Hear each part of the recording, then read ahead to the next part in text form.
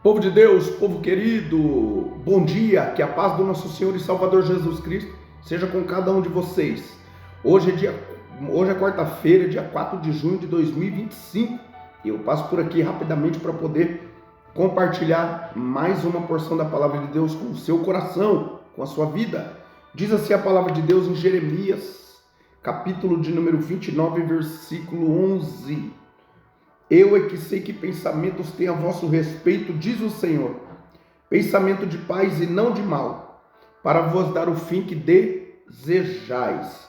Aleluia, glórias a Deus. Meus irmãos, nesse contexto aqui, o povo de Israel estava em cativeiro babilônico. Tinha há pouco sido deportado por Nabucodonosor e o seu exército, agora para a Babilônia. E ali o contexto aqui do capítulo de número 29, Deus mostra para Jeremias que o tempo que eles ficariam ali no cativeiro seria de 70 anos. 70 anos. Nesse inteirinho, alguns falsos profetas profetizavam que, na verdade não, que esse jugo ia ser despedaçado, que Deus ia dar livramento, ou seja, falando tudo aquilo que Deus, tendo visões, revelações, tudo que Deus ali não estava mandando ninguém dizer. Aí Deus levanta o profeta Jeremias aqui nesse contexto do capítulo 29, ele escreve uma carta, manda para os exilados em Babilônia, dizendo que na verdade eles iam ter que agora orar pela paz de Babilônia, porque na paz que Babilônia viesse a ter, eles teriam paz, que agora era para eles poder acalmar o coração, tocar o barco lá, desenvolver as suas vidas, porque eles não iriam ficar lá menos de 70 anos em cativeiro. Então que eles poderiam tirar o cavalinho da chuva, porque era 70 anos determinado por Deus, para que eles ficassem lá, e esses 70 anos foi o tempo que Deus julgou ser necessário para poder tratar com o coração do povo judeu, com o povo de Israel, que estava caído na idolatria.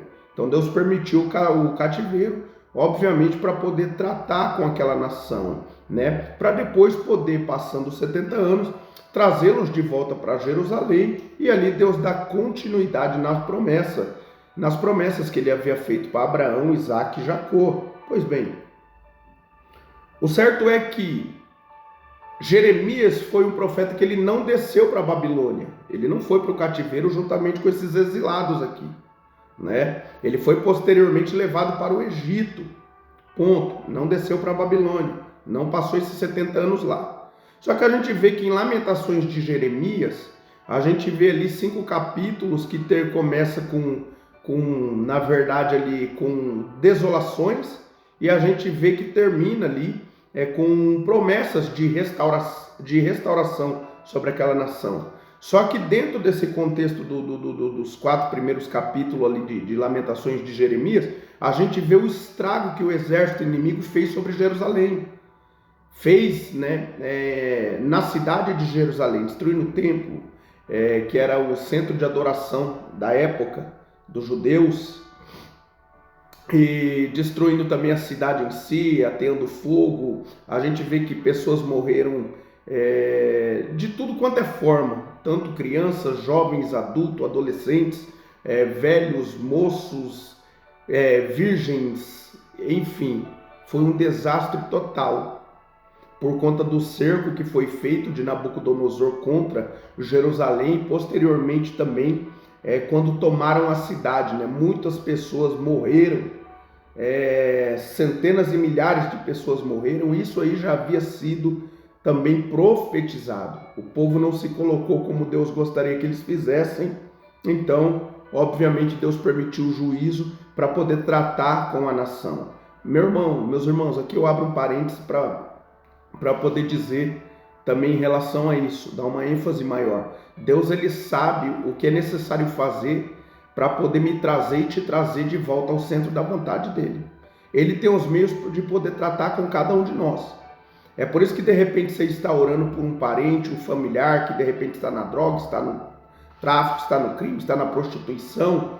Então o que acontece? Muitas vezes Deus vai permitindo tudo isso aí, são as escolhas que cada um de nós fazemos, mas muitas vezes para Deus atrair de volta para a presença dele, muitas vezes ele permite o caos, ele permite a pessoa quebrar a cara, a pessoa se afundar, né, no mais profundo do abismo, para depois ela entender que sem Deus ela não é nada. E aí Deus tem os meios de poder trazer, no caso, essas pessoas e colocar e inserir no centro da vontade dele. Deus é perito em fazer isso.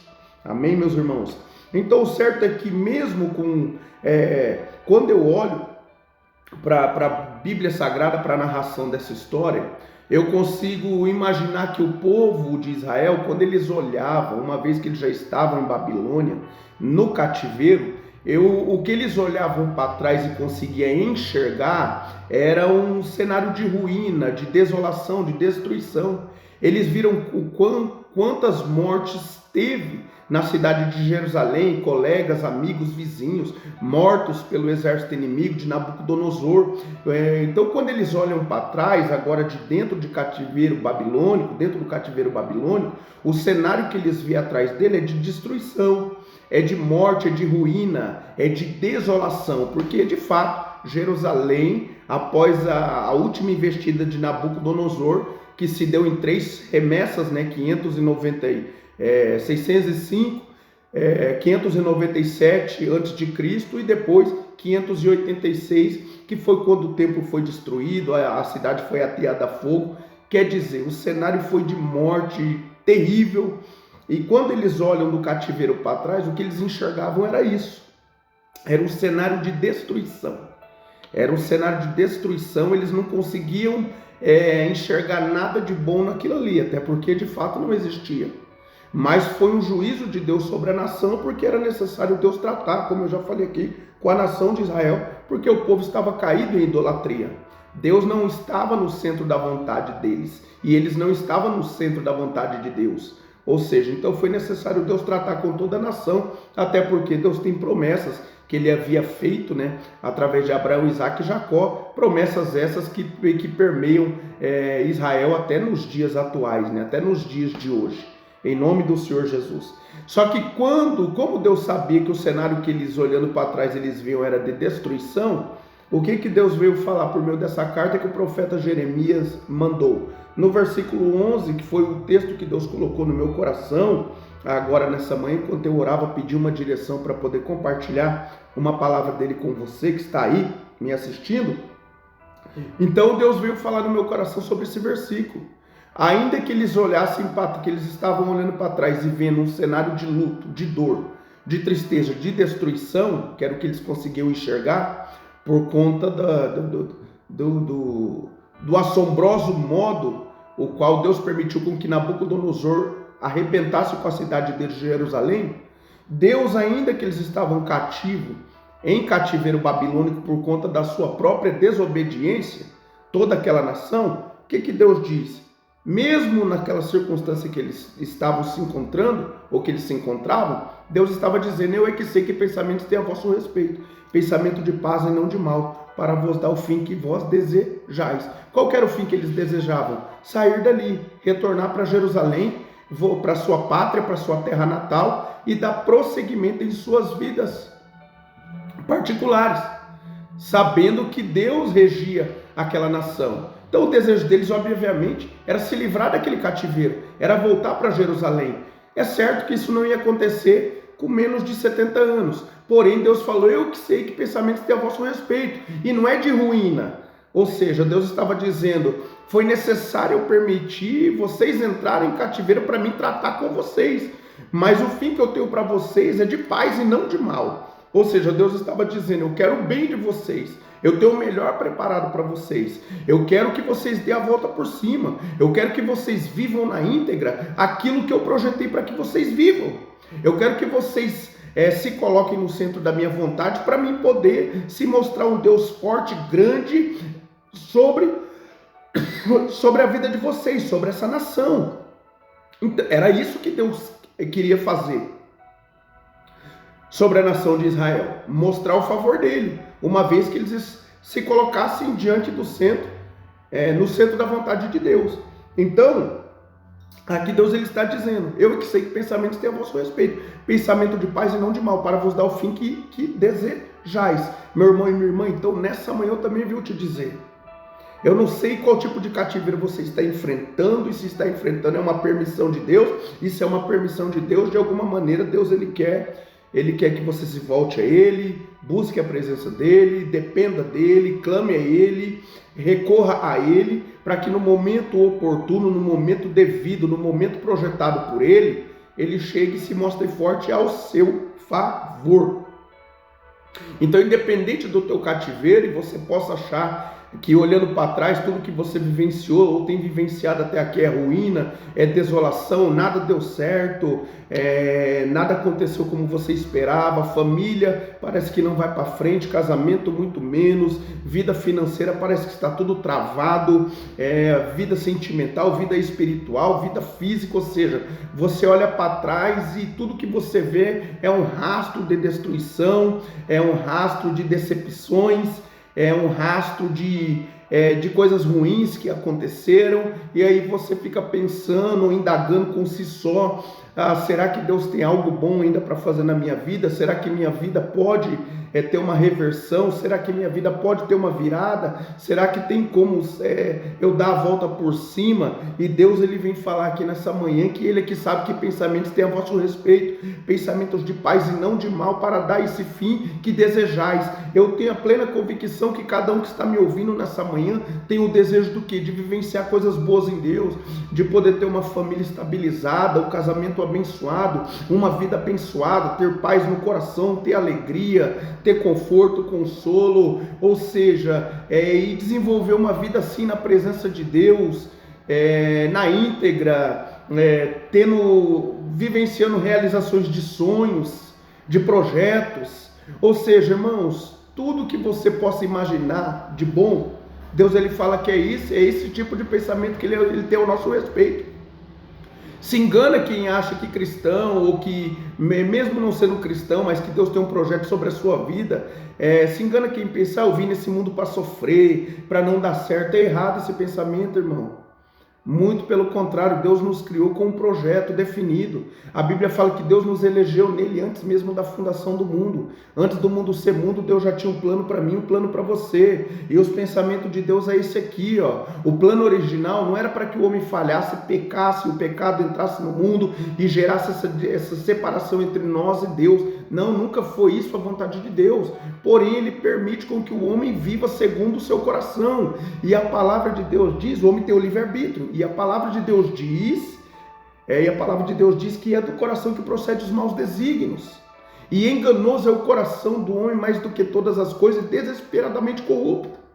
Então o homem está vivendo uma vida alheia de Deus, mas essa nunca foi a vontade maior de Deus. A vontade maior é que todo ser humano em si entregasse a vida a Cristo, entendesse que Deus criou a gente para que a gente viva com propósito, diante da presença dEle, nunca longe dEle, nunca alheio à vontade dEle sobre as nossas vidas. Porque enquanto a gente quer viver uma vida alheia, aquilo que Deus projetou para que a gente viva nele, a gente sofre, padece, ou seja, a vida não vai para frente sempre, por mais que a gente conquiste, a insatisfação interior na nossa alma, ela permanece.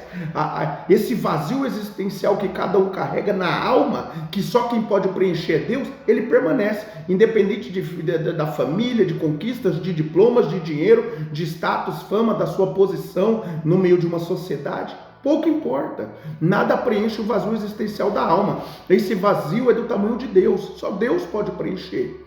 Então, independente do seu cenário, eu vou terminar aqui para não estender tanto o vídeo, já foi além do que eu esperava.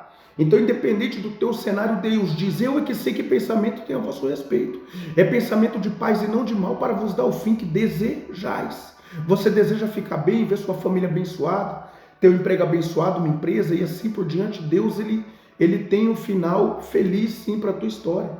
Porque ainda que a gente sofra em tempo oportuno e conquiste as coisas em Deus, o melhor ainda está por vir. Ou seja, em que sentido? O céu é o nosso destino. Eu costumo dizer que o céu não é o nosso destino, é a nossa origem, né? Mas é para lá que estamos caminhando, uma vez que nossas vidas estão entregues nas mãos de Deus. Então, além de Deus nos abençoar aqui, com provas, com lutas, com dificuldades, ainda no futuro bem próximo e vindouro, tem um reino eterno que nós vamos passar a eternidade com Cristo, com Deus, com o Espírito Santo, nas mansões celestiais, nas moradas eternas. Isso não tem preço, meus irmãos.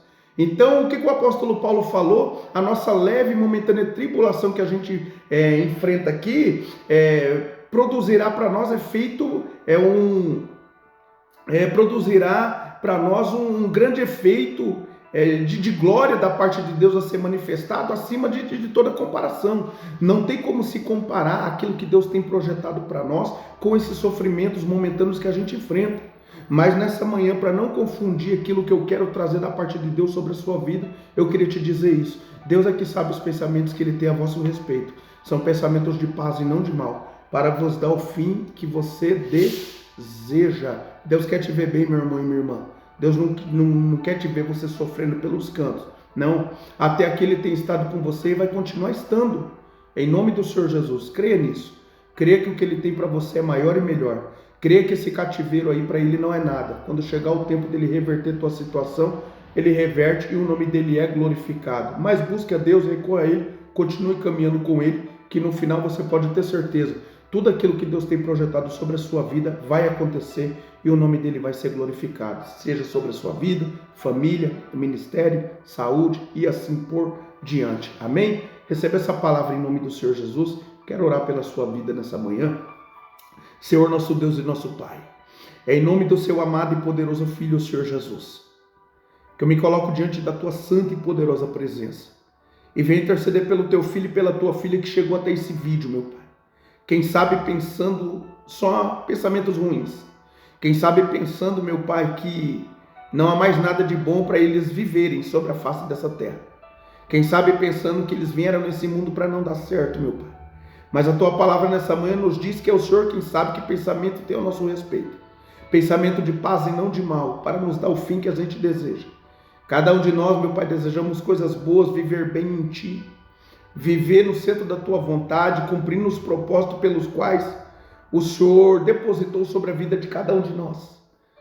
E o Senhor diz pela Tua palavra que o Senhor tem tudo isso para nós, meu Pai. Em nome do Senhor Jesus.